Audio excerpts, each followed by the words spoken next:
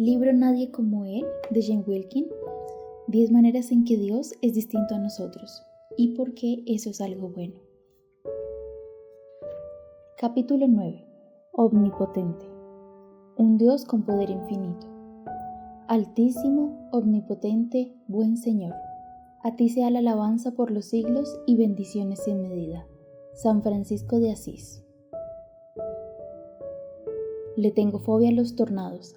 Desde que escucho las sirenas de una alerta, aun cuando el cielo despejado indique que debe ser solo un simulacro, me lleno de pánico y corro hacia el cuarto interior más cercano. Hace 2 años sonaron las sirenas mientras estaba en el trabajo. Trabajo en el edificio de nuestra iglesia, donde antes había un supermercado, y mi oficina está en el 2º piso. Pálida y con mi bolso bien agarrado, salí corriendo hacia los baños del primer piso y choqué con una compañera de trabajo que deambulaba en dirección opuesta. Quizás estemos a punto de reunirnos con Jesús, dijo con serenidad. En serio, algunas veces trabajar en una iglesia es casi demasiado. No logré responder con amabilidad. Pues ve a reunirte con él, grité. Yo estaré en el baño de las mujeres, amarrada a la tubería con la correa de mi bolso. Porque la tubería es todo lo que quedará, eso lo sé. Recuerdo aquel supermercado que estaba en la autopista Jacksboro como si fuera ayer. Después de un tornado, lo único que quedó fue una losa con unos tubos donde antes estaban los baños. La mañana del martes 10 de abril de 1979 empezó como un día cualquiera en mi pueblo natal de Wichita Falls, Texas. Poco después del mediodía, los cielos se habían oscurecido y todos estábamos pegados a la pequeña televisión esperando ver por dónde podrían pasar los tornados. Leíamos la lista familiar de los condados del norte de Texas: Fort, Hardeman, Wilbager, Wichita. Del oeste al este había que buscar refugio. Ese día pasaron 13 tornados por nuestra área y una nube embudo de intensidad F419 y que tenía 2,5 kilómetros de ancho destruyó mi pueblo natal, dejando un surco de 13 kilómetros de longitud. Estuve a 4 cuadras de la destrucción, lo suficientemente lejos como para ser librada, lo suficientemente cerca como para escuchar el estruendo que sonaba como un tren de carga y ver cómo los escombros eran recogidos por el viento y lanzados por todas partes. En los días posteriores lloramos a los muertos y nos maravillamos ante la vida. La Cruz Roja nos vacunó contra el tétano y ayudamos a nuestros amigos a buscar sus álbumes de fotos y sus mascotas en medio del caos. Reflexionamos acerca de las cosas que realmente importan en la vida y de las pocas respuestas que teníamos ante tantas preguntas respecto a esta tragedia. Aprendimos sobre el poder y sobre la impotencia. Solo una muestra. Esa es la razón por la que me la paso nerviosa durante la temporada de tornados y porque siempre me ha gustado esa historia en los evangelios en la que Jesús se despertó de una siesta durante una tormenta y ordenó a la naturaleza que se calmara, mostrando momentáneamente su naturaleza divina. Habló y produjo orden donde antes había caos. Sus discípulos, asombrados, preguntaron con razón: ¿qué clase de hombre es este que hasta los vientos y las olas le obedecen? Mateo 8:27. La clase de hombre que es plenamente Dios, infinitamente poderoso, omnipotente, el mismo que produjo orden en el caos que hubo durante la fundación del mundo. Para nosotras es difícil de entender lo que implica el poder sin límites. Asediado por la tragedia, Job se maravilló ante la fuerza F4 de Dios y concluyó que ésta mostraba solo los más mínimos vestigios del poder divino. Y esto es solo una muestra de sus obras, un murmullo que logramos escuchar. ¿Quién podrá comprender su trueno poderoso? Job 26:14. ¿Realmente quién podrá? En Apocalipsis 19:6, la multitud en las bodas del Cordero aclamaba a Dios como omnipotente. ¡Aleluya! Ya ha comenzado a reinar el Señor, nuestro Dios poderoso. Dios no solo es poderoso, Él es todopoderoso, ilimitado en poder, infinitamente poderoso. Sabemos que Él es creador y sustentador de todas las cosas, así que también sabemos que le pertenece todo el poder. Como sabemos que Él no cambia, entendemos que su poder no puede disminuir ni aumentar. Sí es cierto que el conocimiento es poder, ¿Cuán poderoso es aquel que tiene todo conocimiento? Como Dios no está sujeto a las limitaciones del tiempo ni del espacio, puede ejercer su poder donde sea y cuando sea. Aunque no siempre lo percibimos, el poder de Dios siempre está activo y es absolutamente inagotable. A diferencia de nosotras, Él no necesita hacer una pausa para recuperar sus fuerzas. No necesita dormir ni descansar porque no se cansa ni se fatiga. Isaías 40:28. Nunca ha necesitado tomar una siesta el domingo por la tarde, ni se ha quedado dormido mientras lee algún libro favorito. Los 6 días de la creación no consumieron ni un ápice de su poder, pero en su compasión estableció un patrón de descanso en el séptimo día para el beneficio de sus criaturas, cuyo poder sí es limitado. Padre fuerte. En casa, los niños no tardaron en darse cuenta de que era mejor ir donde su papá si tenían alguna emergencia durante la noche. Mi problema es que o no me despierto o salgo volando de la cama completamente asustada y confundida. Así que si tenían dolor de barriga o habían tenido alguna pesadilla, iban directo al lado de la cama de Jeff. Pero aún ese extraordinario padre de mis hijos necesitaba dormir. Tenían que despertarlo. Sin embargo, a nuestro Padre Celestial nunca hay que despertarlo. Sus ojos nunca se cierran para dormir. Sus pensamientos nunca divagan por la fatiga. Sus brazos nunca están demasiado cansados para sostener y proteger. Nuestro Padre Celestial es fuerte, siempre lo ha sido y siempre lo será. Esa típica frase infantil de "mi papá puede darle una paliza al tuyo" revela que desde pequeños somos conscientes de que tener un padre fuerte es algo envidiable. Y ese es precisamente el padre que tenemos. No solo eso, sino que el intenso deseo que tiene un padre terrenal de proteger a sus pequeños en su debilidad es un reflejo del deseo de nuestro Padre Celestial de protegernos en la nuestra. El fuerte protege al débil, y bienaventurados aquellos que entienden a qué categoría pertenecen. Dios nos da una cantidad limitada de fuerza, así como nos da otros dones. Podemos usar esa fuerza para hacer el bien o para hacer el mal. Los que la usan para hacer el bien, la emplean para vencer su pecado y proteger al débil. Pero en la historia del mundo vemos un sinnúmero de ejemplos de personas que han usado el poder para hacer el mal. Quizás el hombre más fuerte conocido de la Biblia es Sansón, cuya historia se registró en Jueces 13 al 16. Apartado desde su nacimiento para ser un libertador de Israel, se suponía que debía usar su don divino de la fuerza para hacer la guerra contra los enemigos de Israel, los filisteos. En cambio, la usó para ganar su favor, sus posesiones y un número considerable de sus mujeres. Y la usó para su propio plan de venganza. En pocas palabras, Sansón usó la fuerza que Dios le había dado para imitar a los filisteos en vez de derrotarlos. Creyó que su fuerza era el resultado de su obediencia de no cortarse el pelo, pero estaba equivocado. Era simple y llanamente un don por la pura gracia de Dios. Sansón terminó ciego y solo, bebiendo de la copa de la impotencia. En una última hazaña milagrosa, usó su fuerza restablecida para colapsar un templo sobre sus captores filisteos. El narrador registró con escalofriante firmeza que Sansón mató más filisteos en su muerte que en su vida. En otras palabras, el poderoso Sansón fue más útil para Dios en la hora de su muerte que en toda su vida. Al igual que Sansón, cuando pensamos que alguna fortaleza especial es producto de nuestra obediencia a Dios, usaremos esa fortaleza para servirnos a nosotras mismas, no para servir a Dios y a otros. Toda fortaleza, ya sea física, emocional o intelectual, puede usarse para servir a otros o para la autoexaltación. Nuestra habilidad para persuadir puede usarse para motivar o para manipular. La fuerza física puede usarse para proteger o para maltratar. Ser sumamente inteligente puede usarse para el bien común o para controlar. Cualquiera que sea el poder que poseemos, tenemos que decidir si vamos a usarlo para el beneficio de otros o para el nuestro.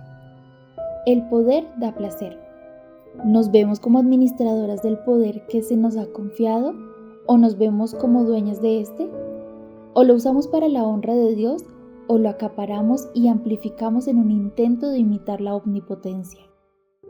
Es difícil resumir todas las formas en que los humanos tratan de imitar la omnipotencia.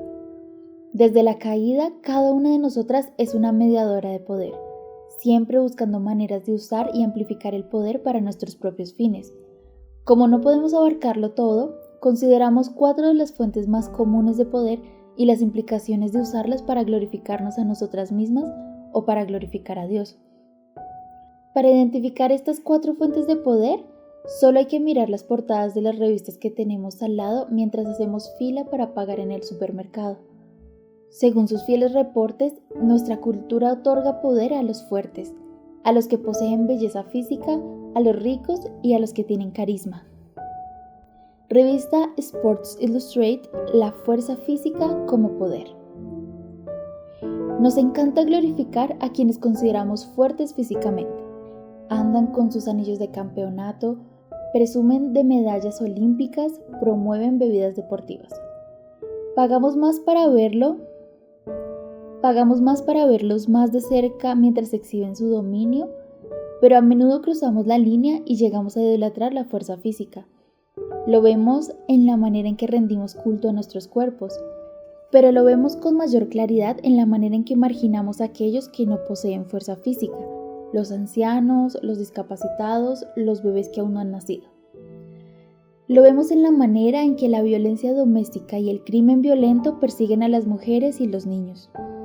La fuerza física que le rinde culto al yo se degrada y se usa para amenazar y agredir.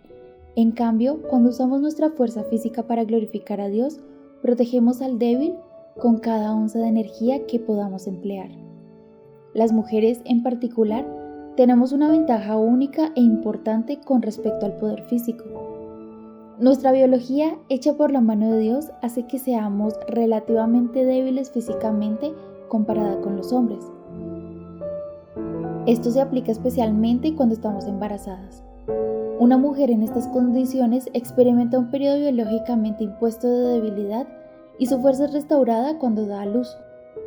Asumiendo que estemos en buena salud, las mujeres estamos en el punto medio entre los más fuertes, los hombres, y los más débiles, los niños, biológicamente hablando.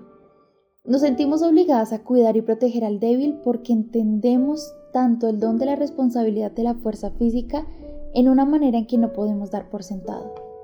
Pero todos nosotros, hombres y mujeres, independientemente de cuánto peso podamos levantar o cuán lejos podamos correr, somos llamados a amar a Dios con toda nuestra fuerza física.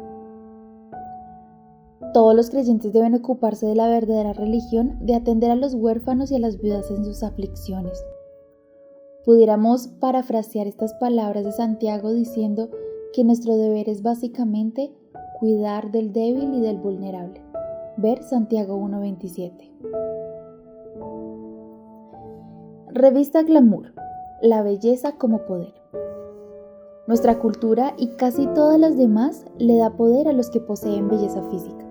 Hay un episodio de Seinfeld en que Jerry sale con una hermosa mujer rubia llamada Nikki y él usa su atractivo para obtener un trato preferencial donde quiera que la lleva.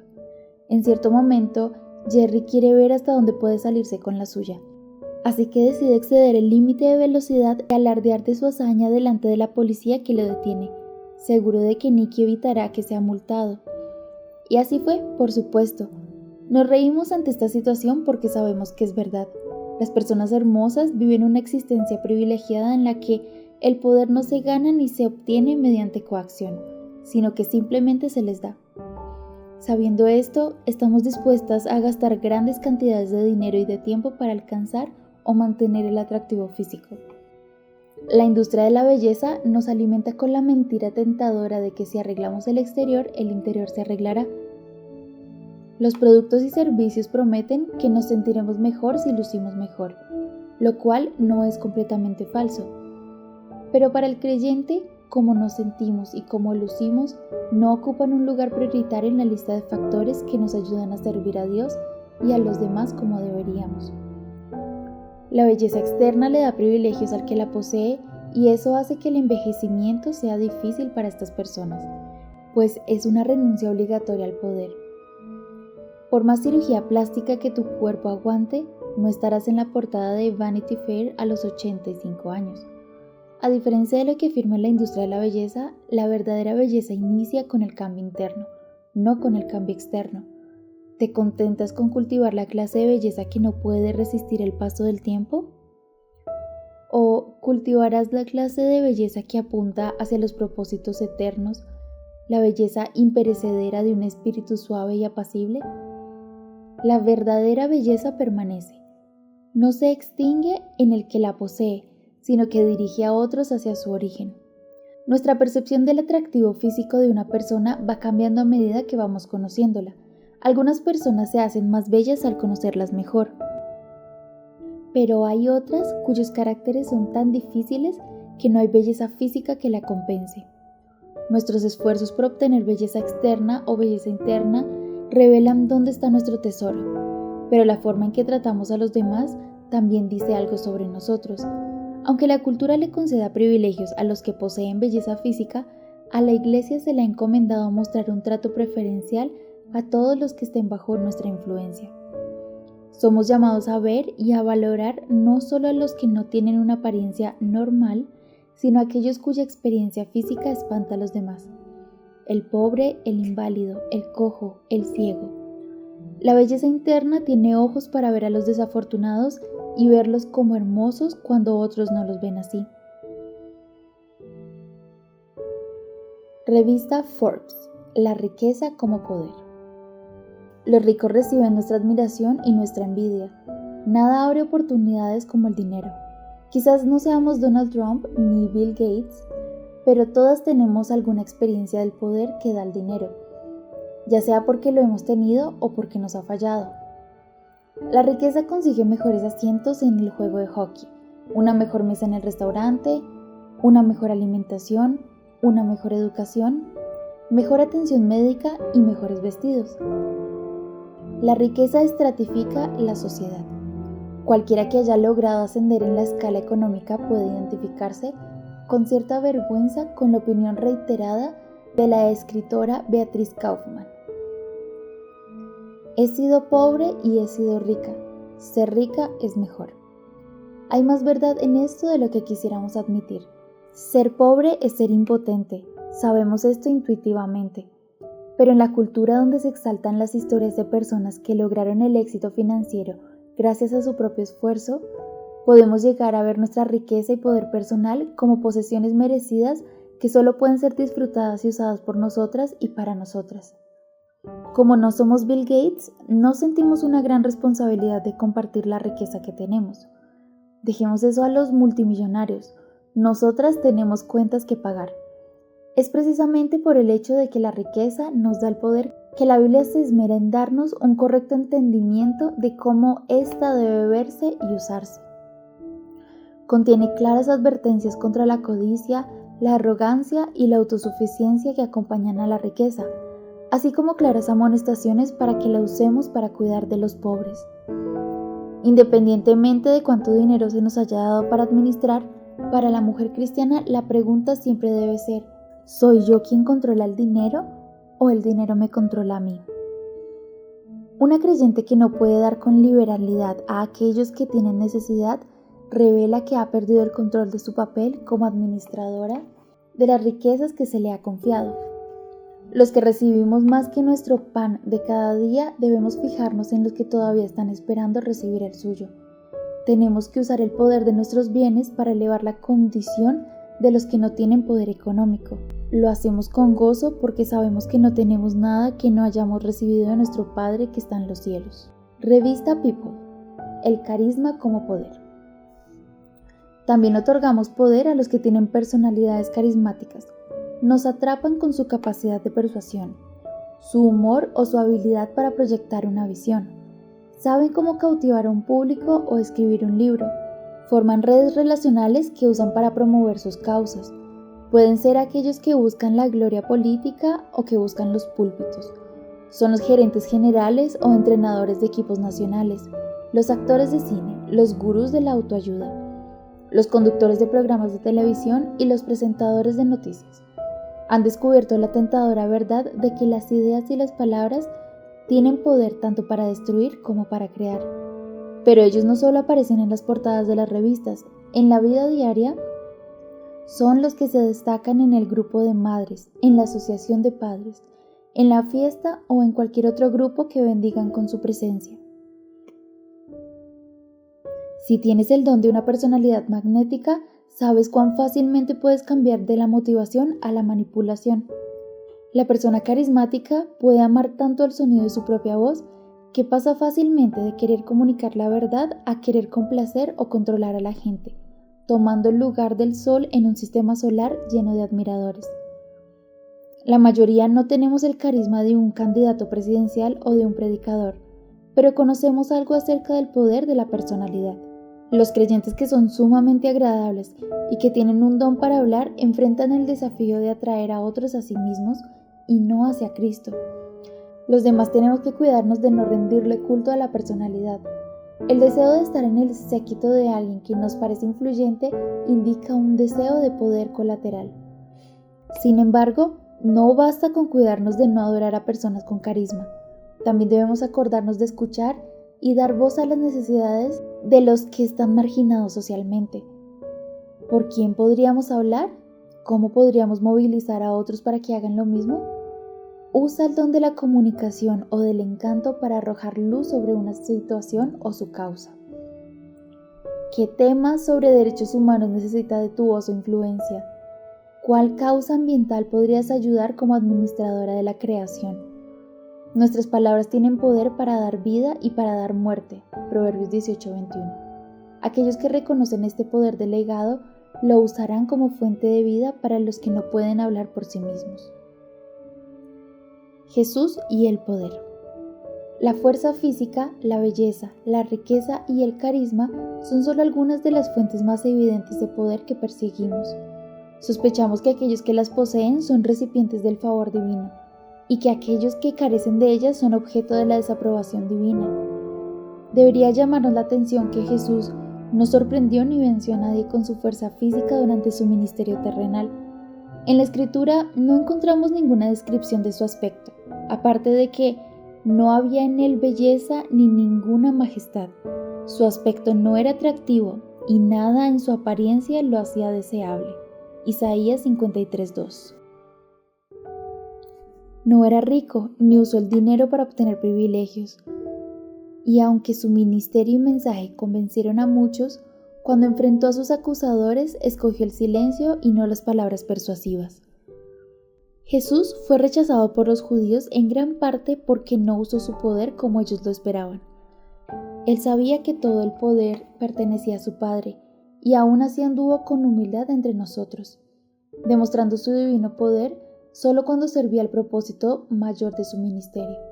Jesús demostró confianza perfecta en la fuerza de su Padre y con su ejemplo nos mostró que esa fuerza la entendemos más claramente en medio de nuestra debilidad. Pero también hizo milagros. ¿Cómo debe haber sido ver a Jesús calmar la tormenta? Oramos para poder ver milagros como ese. Nos decimos, si pudiera presenciar un milagro como ese, se irían todas mis dudas. Si pudiera ver el poder de Dios que calmó la tormenta o que levantó a Lázaro, sería fácil creer. Anhelamos la espectacularidad de todo esto, la seguridad que ofrece. Al igual que los judíos, en los días de Jesús, queremos que el Mesías use el poder según nuestras expectativas. No es malo pedir un milagro. Yo he pedido unos cuantos, pero debemos recordar que Jesús demostró su poder sobre el reino físico para mostrarnos su poder sobre el reino espiritual. Cada milagro visible que realizó durante su ministerio terrenal fue solo un susurro, solo una muestra.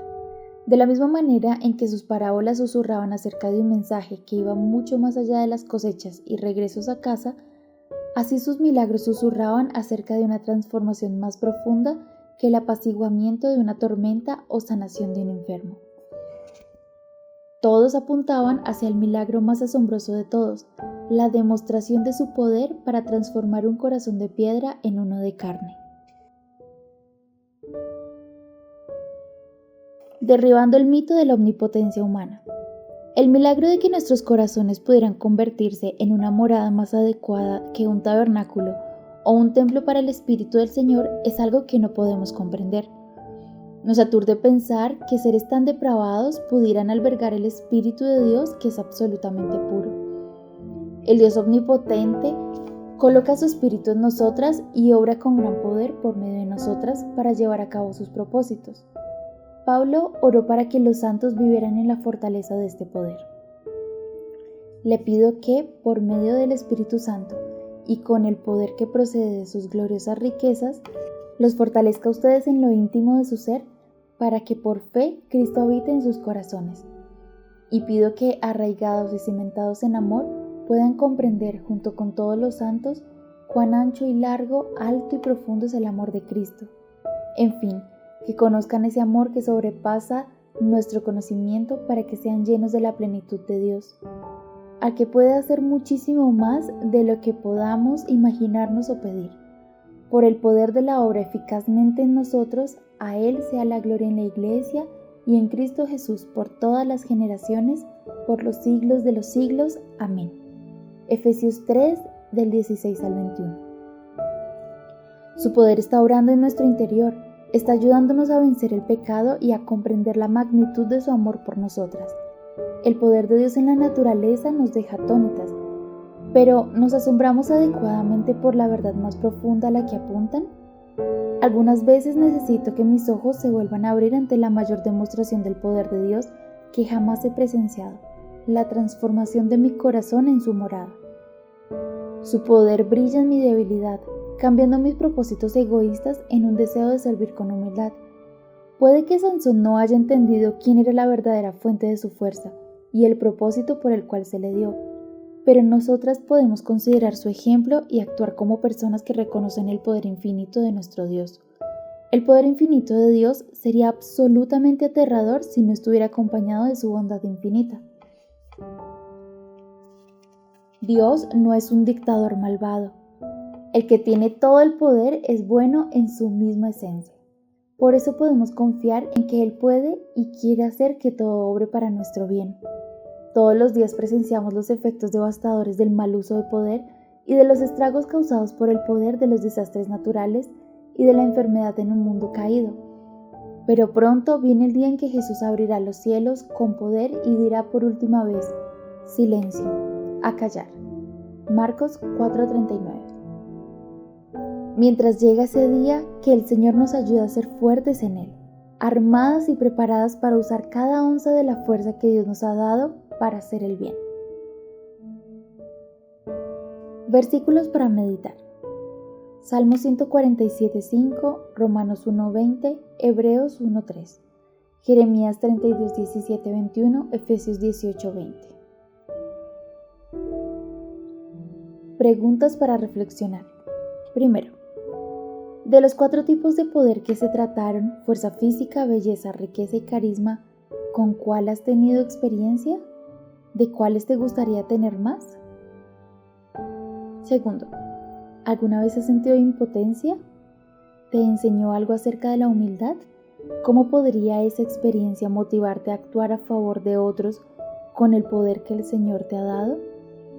Tercero, ¿en qué momentos eres más tentado a usar el poder en formas dañinas y peligrosas? ¿Sobre quién o en qué circunstancias eres más propensa a querer ejercer el poder que solo le corresponde a Dios? Cuarto, ¿cómo te consuela la realidad de la omnipotencia de Dios? ¿Cómo afecta tu entendimiento del milagro de la salvación? Oración. Escribe una oración al Señor confesándole cómo has usado el poder para tu propio beneficio. Pídele que te ayude a vivir como alguien que reconoce que todo poder es dado por Dios con el fin de ser usado para su gloria. Agradécele por el don del Espíritu Santo, la fuente de poder en la vida del creyente. Alábalo por la verdad aleccionadora de su omnipotencia.